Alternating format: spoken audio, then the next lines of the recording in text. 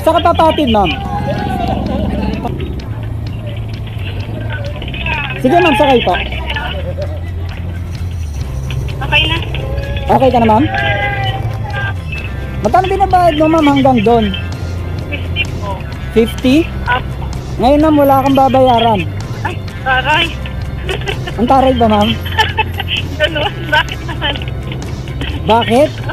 Kasi ako ang nasakyan mo. Ay, hindi, I mean nga, lahat ng sinasakay mo. Oo, lahat ng sinasakay ko, lahat walang bayad. Pero yung mga papasok lang sa trabaho, kasi siyempre malilate sila eh.